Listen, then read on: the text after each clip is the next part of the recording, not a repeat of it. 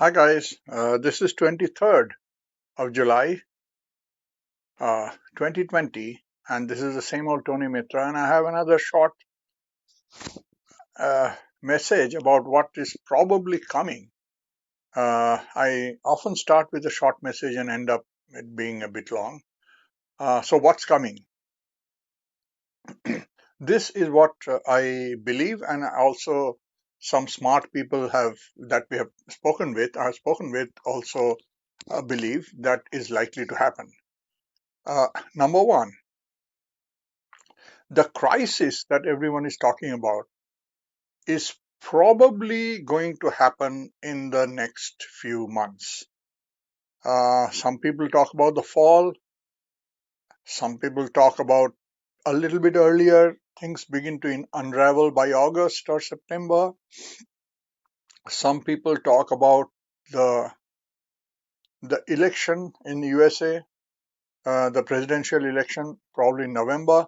Anyway, somewhere in this region, it's not too far away, that things are supposed to begin to fall apart, organized and planned by, you can say, the deep state.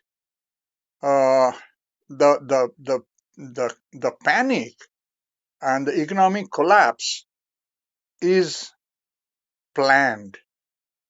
Uh, One of the first things that happen is that your money, your people's money and wealth is going to disappear just like that. How? First of all, the cash that you might have had hoarded in your under your pillow or in your house or in your wallet is going to be worthless. You won't be able to use it. Next, the the property that you own, your house, your land, and so on, the property will be worthless because it will no more be yours. Uh, Next, when the economy collapses, when you have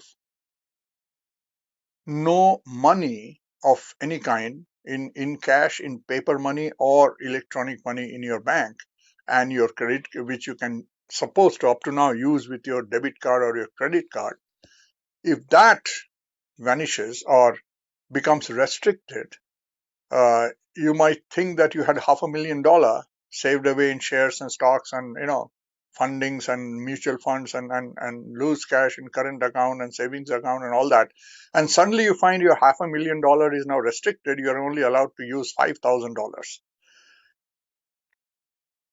This kind of stuff is likely to happen in a cashless society, where is likely to happen very soon. Now, what happens to the cities is the most important thing. Hello, Mr. Roy from India. I'm not going to go together with you all because I don't know you all. So please don't invite me if I don't know you personally.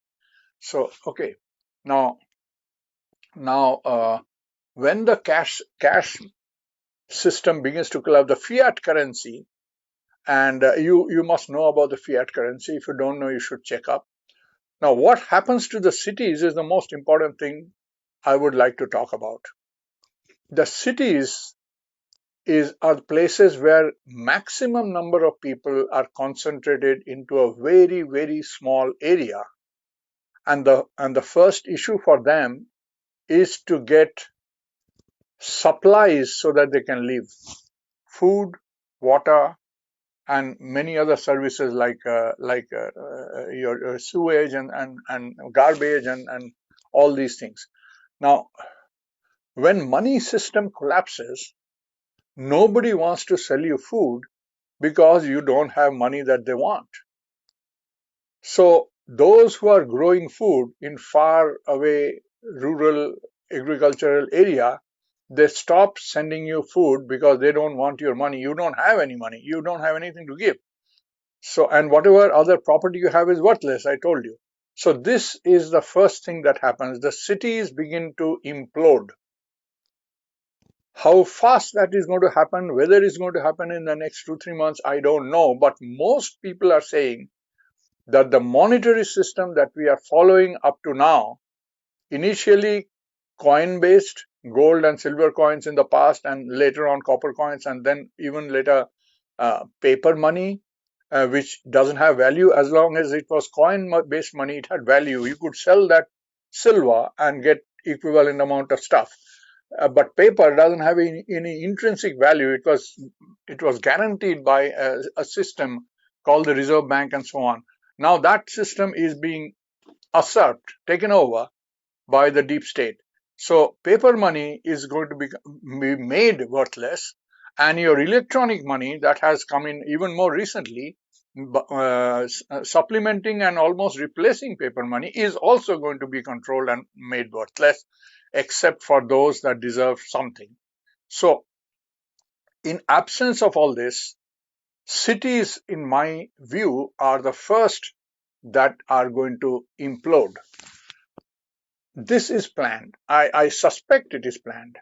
Now, the way out of it, there are lots of talk about it, and there is a jostling around. Most of the people, 99.99% of the people, have no clue at all that this kind of catastrophe as a planned mechanism is coming. And what we are seeing all this now with vaccines and with force masking, this and that and blah blah blah, are all small time trials and errors and experimentations for the entire system to fall in place. So these are all precursors to the main event, and that main event is looming large. I personally feel that most of us, exceptions aside, most of us will not be able to easily survive this catastrophe. Those who stay alive at the end of it, in a new world order, new system, will be instantly transported, converted into some sort of a member of a slave society, if I may. I don't know how to actually explain it yet. And many of us will not survive. I am more or less, I'm 70 plus years old. I don't care if I survive or not, but I feel bad about the younger generation, especially those that don't know what is coming. Now, there is another issue that I need to touch base on, and that is the question about writing a new constitution and creating a new republic or a nation out of nothing very quickly, and taking control of your lives, your food supplies, your financial system, your bartering system, your money, and blah blah blah. In recent history, Croatia has done a new constitution very rapidly. I think Iceland did it in. I heard. I don't know. I heard it from a good friend. I am not naming him right now because I don't know whether he likes to be mentioned. Iceland apparently did it within 1 month. That's because electronically, people's opinion could be checked very quickly compared to olden days where there was no electronics and everything had to be done by hand, and the entire nation's opinion had to be garnered to get a new constitution. The USA did it in about 3-4 years. India in 1947, they gained independence and started writing the constitution, which needed to be amended, ratified and all that. It took them 5 years. So although they gained independence in 1947 and they were following a kind of a guideline given by the British Empire, they got their own constitution ratified and enforced in 1952. 5 years.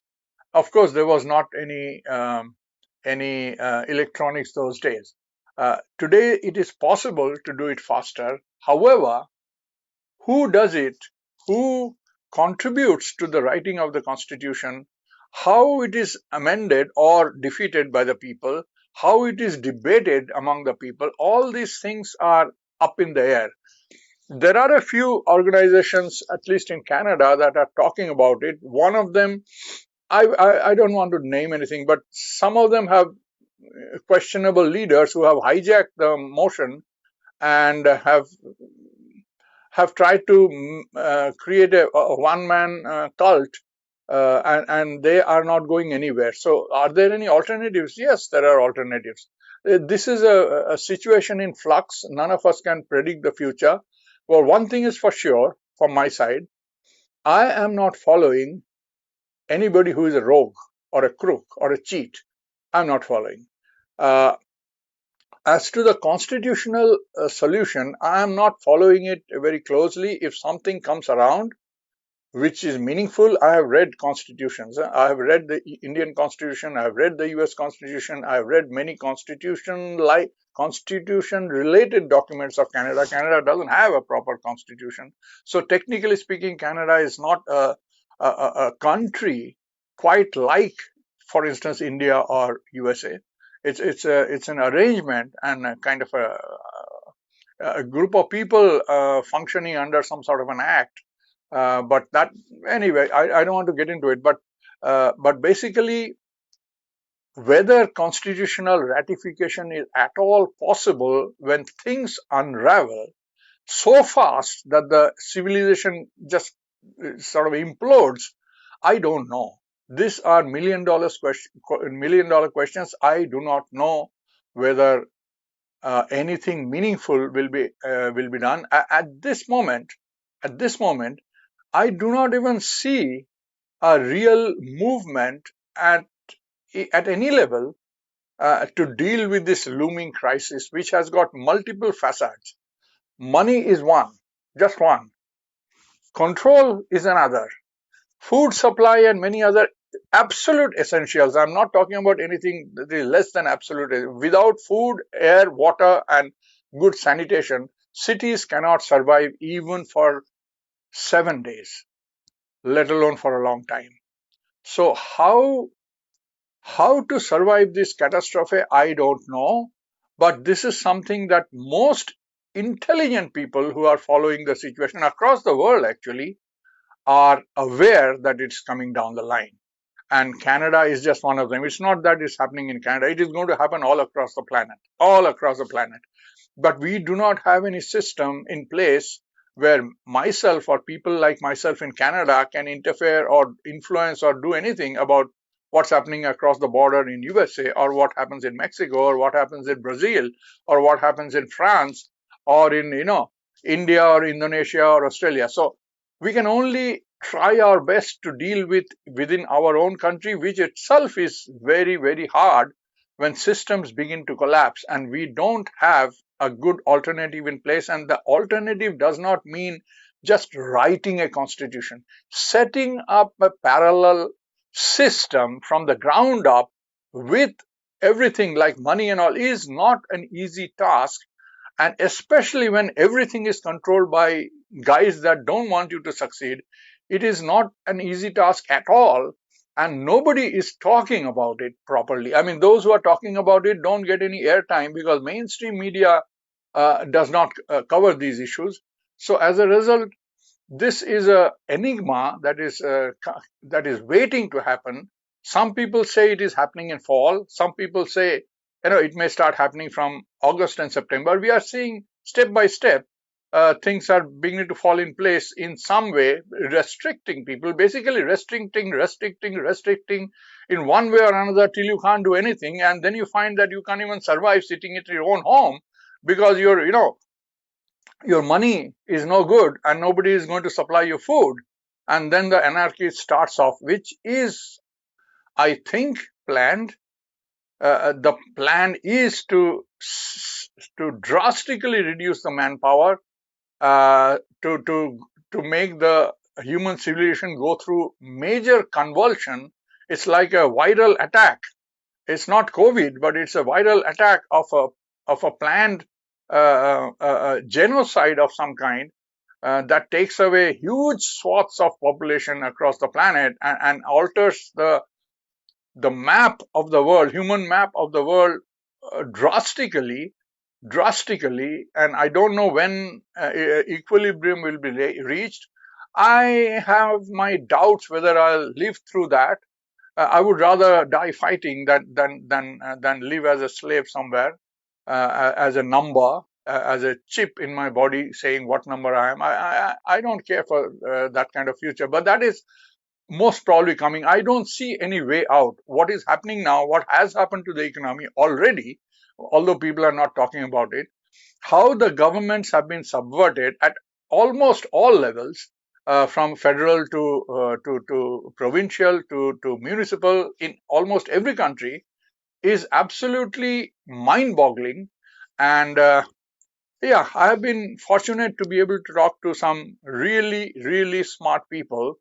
They are all trying to do what little they can at their little corner. Most of them are not near me. Most of them are far away, 4, 5, 6 hours flight away from me in other parts of Canada or across the border in other parts of USA. A few are across the pond in Europe. I don't know. I was born in India. I don't know of anybody who has this deep an understanding of what's coming, or if they have, there are a lot of smart people there. If they have, I'm not in touch with them, so therefore I don't know. But this is coming, and I'm more or less resigned. I mean, there are people I know personally who are thinking of moving away from the cities when when the crap hits the fan, moving away, and land becomes no man's land, and they make a small community and take care of, possess some land by the river or some valley, and then try to live off grid, by their own effort, by growing food and taking water from the creek and so on. I mean, almost living like semi nomadic people. Some are already planning, some have already moved to self-contained off-grid communities, but these are all very, very small percentage. This is almost insignificant, and these kind of small groups will probably survive all over the world by themselves. We won't even know much because they don't stay in contact. So these kind of self-sufficient small pockets will survive for now. What happens to them in future, I don't know. But for majority, you and I can usually cannot do that, and usually I'm too old to go in a empty place and start building a log house for myself single-handed. You cannot pay anybody for doing this thing. Everything you have to do is within your own, by your own two hands, or joining a community where you share. Somebody else does help you build your house while you go and help them do something else. This kind of thing is good for younger people, not good for somebody who is as advanced as I am, and I don't have the time for it. But anyway, this is coming. This is coming. I don't know when it is coming. I knew something like this is coming, but more I talk to people who really understand a little bit more than me, who have been working at it for some time, they know it is coming and is down the corner. One of the solutions some people talk about is the constitutional reform, but I don't see that going anywhere because we got crooks in charge of it. Unlike what happened in, say, Iceland or in Croatia or a few countries that managed to do their constitutional reform and change the system very, very quickly under a more stable arrangement where they could survive that change and still survive. We shall have to, we means now, once the systems are collapsing, people need to put in alternative place under an absolute uh, anarchy. I don't even know whether electronic or social media will at all be available. I have no idea. I mean, supposing social media is cut off, your phone is cut off, because they don't want you to organize, they want you to collapse. Things cut off. What are you going to do? How many people can you physically reach when you can't even buy gasoline in your car? How many people?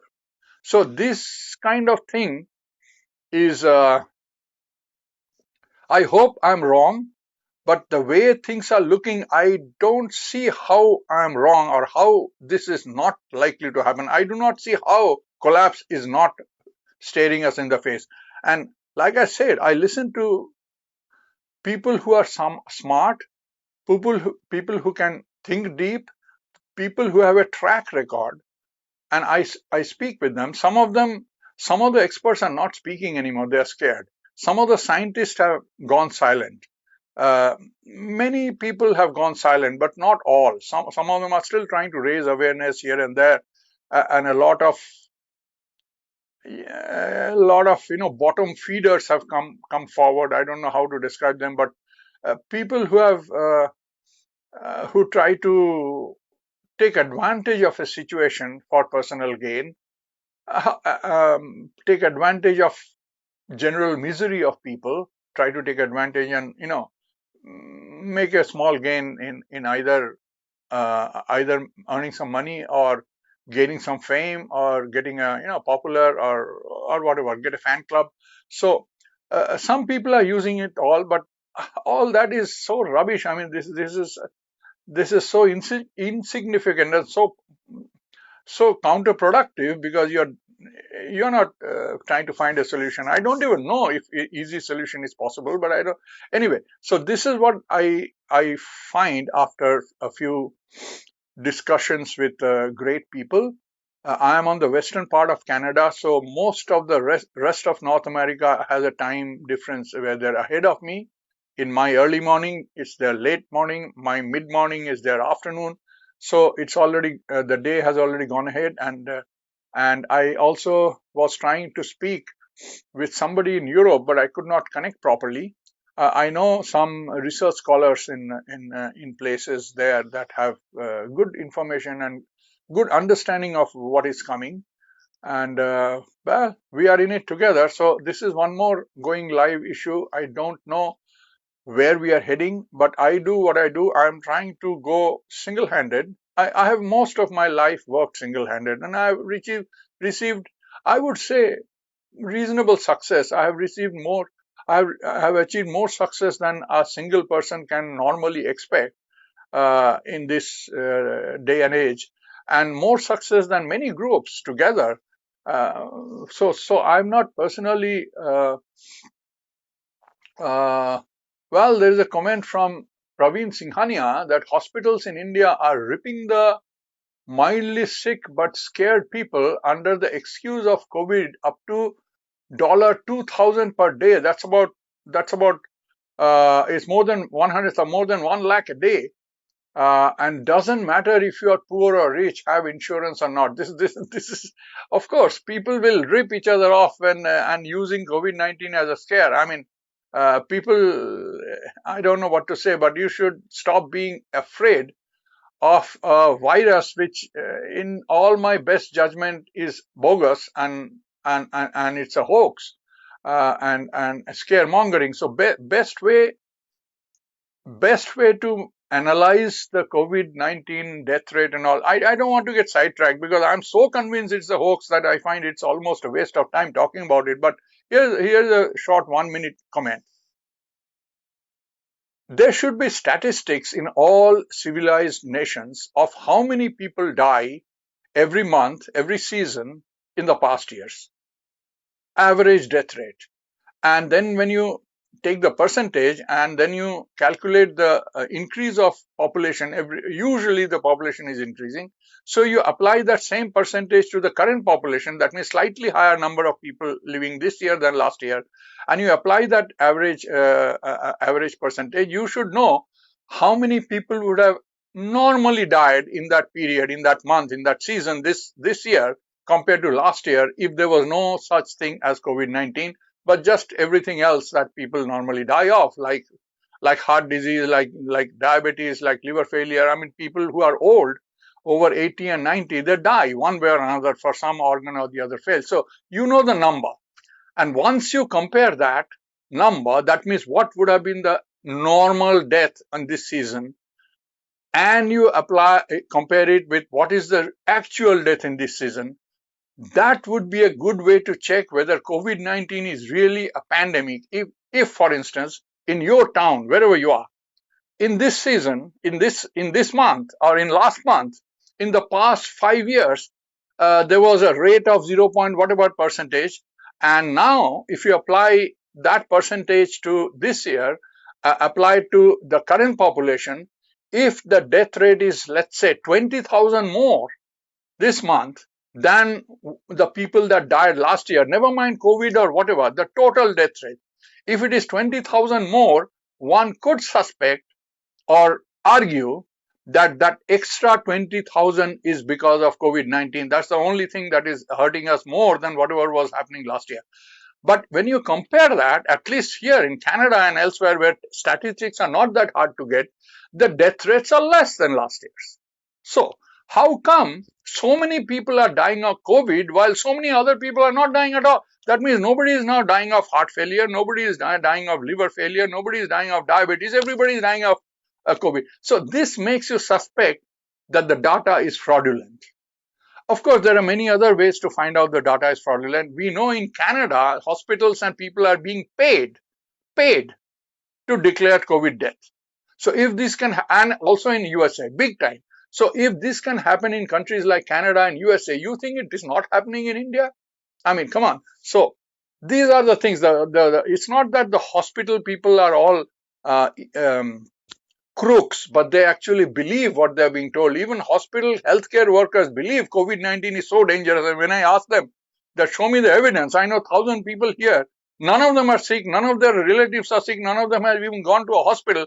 And then they say, oh, what about Italy or something? They mention something that they've heard and there is no way to prove. Italy also, there is a lot of confusion. Most people are saying that they died because of other comorbidities. The average death rate is way over 80 and it's only old people. If you want to protect old people, keep them away and don't let them get around in the crowded areas, but locking up healthy people. So anyway, this is distraction, so I don't want to sidetrack. The system is collapsing. This is most important for you and me. You and me are not going to die from COVID. We are going to die because we cannot feed ourselves anymore. That is the thing. We are going to die of starvation, or we are going to die because somebody shoots me for the 2 potatoes I am pulling out from my backyard garden. That's how I die, not by COVID. I'm 70 years old. Let me repeat again. In the last so many years, I have been all parts of India and all parts of Canada in all seasons, met thousands and thousands of people, close contact, no mask, hugging, eating with them, shaking hands, everything. And I never got a flu. Never. I don't need a scientist to tell me that I don't need a vaccine, I don't need a drug, I don't need anything about even COVID. Last 3-4 months, everybody is locked up and all that. We, few people who do not believe it, have been meeting every week, every few days, always hugging, never maintaining any distance, and none of us ever got flu even for a day. I mean, I have to be really a nitwit to believe that this pandemic is so dangerous that we are all going to die. So that whole topic, I don't even want to waste time on this. Basically, we are facing a disaster down the line, and that is planned. As far as I can see, I don't see any reason to suspect it is not planned. It is planned. It is designed to cause a disaster. It is designed to cause major reduction in population, and for the world to settle down eventually, hopefully, I don't know, into a new system with a much reduced population and a different kind of organization. And as long as it is in turmoil and the population going down and not yet stabilized, this will be a phase that will be known as the dark ages, where huge number of people die in a very short period to bring the world into a new kind of arrangement. This is what is probably happening, and that is why food is going to be most difficult for you to get. You can still find water by going to a pond somewhere or a river or somewhere, and maybe you can drink that, whether it's clean water or dirty water, never mind, you can get something to drink. But food is not going to fall from the sky, and it's not going to flow down the river. Somebody has to work to grow food. We are no more hunter-gatherer types that can eat wild berries and survive. We don't even know how to find wild food. And besides, wild food needs few people living in a large area, not lots of people living in a small area. That doesn't work well with wild food. That needs agriculture, and agriculture needs a financial system where somebody spends his labor to grow food, and you have something to give in exchange of that food, and that is money. That money is going to become worthless. So anyway, that's my opinion. That's what is coming down the line. I don't know when, but very shortly, within the next 3-4 months. Some people are saying all hinges on the election. Whether Trump wins or doesn't win, there's going to be some major catastrophe. But most people think if Trump loses, the world can kiss itself goodbye. I don't know. Some people say this is going to uh, some people say that this is going to happen before the election. For instance, in the next 2 months, the economic system is going to collapse. I know one thing for sure. Canada's economy is probably less than half its size of what it was last year, simply because so much of the industry is shut down. And nobody, no government, not the British Columbian provincial government, not the federal government, not any other government in any other country has done any honest assessment of how much the damage of the economy is. I am suspecting it's half the size. It could be 60% of the size or 30% of the size. I don't know. But I know how many businesses are closed down. When I go to this Strawberry Hill area, there's a mall just next to us where there is restaurant after restaurant after restaurant. All of them are closed except one or two which are big chain. All.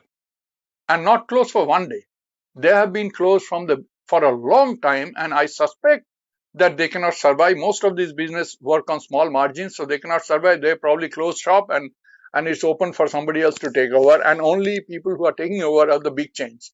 So this is another effort that is going on. Small businesses, mom and pop businesses are designed to collapse so that it can be bought up by bigger chain.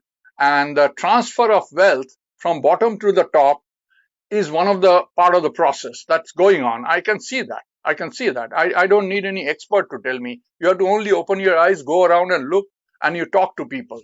Why did you close your business? I talked about something that is happening disturbing in Canada already. Some small mom and pop restaurants are having a new problem. The insurance company has told them they will no more insure them because of COVID-19. They are not giving any other reason. They are insuring big food chain shops like, for example, Cactus Club or many other chains that are owned by some rich guy across, maybe in USA or somewhere else. Those are doing okay. But small mom and pop shops, most of them in Vancouver are shut, but some that are still surviving, and I'm not talking about Vancouver, but further away, further afield in smaller towns in Canada, have now a new problem.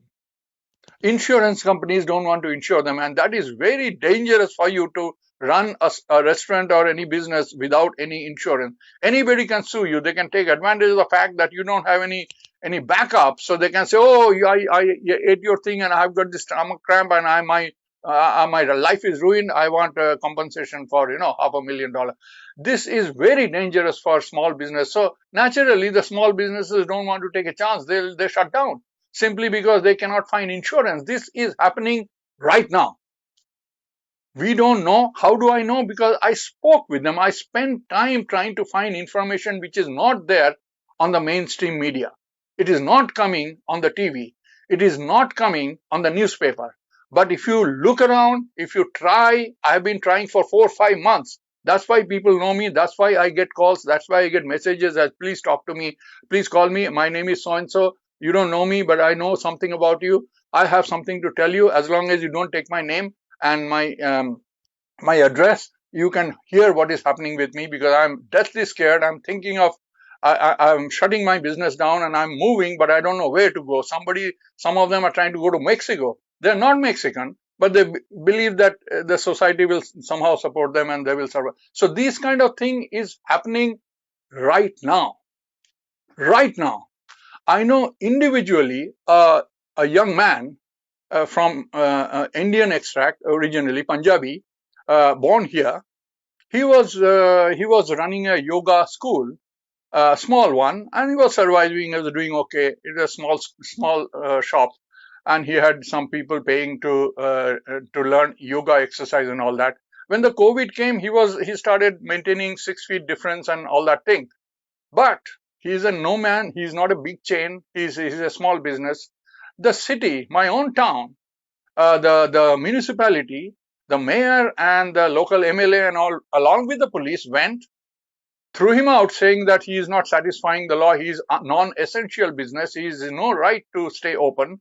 And they took his license away to practice, and then made him shut down for 2 months, and he got bankrupt, and then he could not pay for the rent anymore, and that space has gone to some bigger chain to sell some stuff. So this is not hearsay. I know these guys personally. This is happening where wealth is being shifted upwards as we speak, one by one, here and there, and everybody is in it. I mean, all parts of the government is knowingly, unknowingly, fairly, unfairly, by themselves or under pressure, are doing these things right now. I suspect this is happening in every country. Whether some people are aware of it or not, I don't know. But at least now, up to now, Canada has not muzzled me. Canada has not yet shot me through the head, although it's coming close to a situation where I might just, find a gun and shoot myself. I don't have a gun, by the way. That's a problem. But anyway, so these are the things coming, and this is one more of my live video. I speak my mind. I am not an unreasonable guy, even if I sound like one. I was disturbed after listening this morning of what is happening to our fiat currency system. I was disturbed yesterday when I heard from a number of people how their business is being shut down from different unexpected angles. They have not broken any law. They have never defaulted anything. They have never done anything wrong, and they are being penalized because insurance companies say, sorry, we won't insure you anymore. What are you going to do? So anyway, you don't have to follow me. You don't have to believe me. You don't have to argue with me. It's just I'm an individual citizen, thinking human who think things through and speak my mind. If you want, you can investigate your situation in your neighborhood by yourself. If you have friends to help you, fine. If you don't believe, then don't believe. Don't even watch me. Just go sleep or do whatever you want to do. But Praveen Singhania is saying, take care and keep talking to us. Stay well for as long as you can. Keep inspiring. Yeah, I am trying to do that, and not keep inspiring. I don't think I'm inspirational, but I'm a cantankerous old man who likes to speak his mind and who has something between his ears that he cannot just not use to think things through. I never take anything given to me as gospel, whether it's religion, whether it's politics, whether it's whatever I read, I apply my mind to think if it is true or not. And that is why I totally distrust mainstream media, and I stopped watching mainstream media, not just because of COVID in the last 3-4 months. I stopped paying attention to mainstream media 25 years ago because I knew they were becoming increasingly a load of crap. That was not news. That was propaganda in many different hues, and I got completely fed up. And that is when I started finding alternate ways to find news. What is happening in Australia? How would I know except somebody contacted me and told me that my letter to my municipal mayor about the tax revolt idea is so apt for them, so they have downloaded my letter, changed the top and bottom and all that to suit their situation, added or removed 1 or 2 paragraphs, and taken my flyers and modified them, and they are going door to door with it. So if this lady didn't call me up or contact me and told me, I would not have known that my idea has some resonance with people in Australia. I did not know that Australia is in far worse condition as far as the lockdown and cruelty to people is concerned than even Canada. I did not know. Because this person told me, so I know from the ground. She is not a reporter. She's just an ordinary person. This is how we come to know what's happening. Somebody, a research scholar in Germany, wanted me to call her and talk about a lot about what's happening with this COVID-19 bullshit in Europe and how different governments and what this person, that person is doing and what some MLAs and some politicians are trying to fight back against. And whole situation, which I don't know because I don't watch German TV. I cannot read German newspapers. I do not speak German, and none of the local TVs tell us anything about Europe or Germany anyway, except what little bits and pieces of rubbish news. So, because these people are calling me and telling me, they don't even know me. They just, it's like an invisible network. You get to know some people and you stay in touch and all that, and they pass information back and forth. Luckily, English is a reasonably a common language, so most people can speak English in a way. So that helps, and that is how I came to know. It's not easy. It's not even complete. It's not even fully balanced. But that's all we have today. There is no other way, as far as I can see, of getting honest news from anywhere. Anyway, I'm done. Take care and stay in touch. I wish everybody well.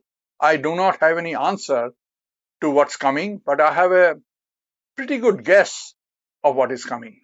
We shall see what happens. All the best. Bye for now.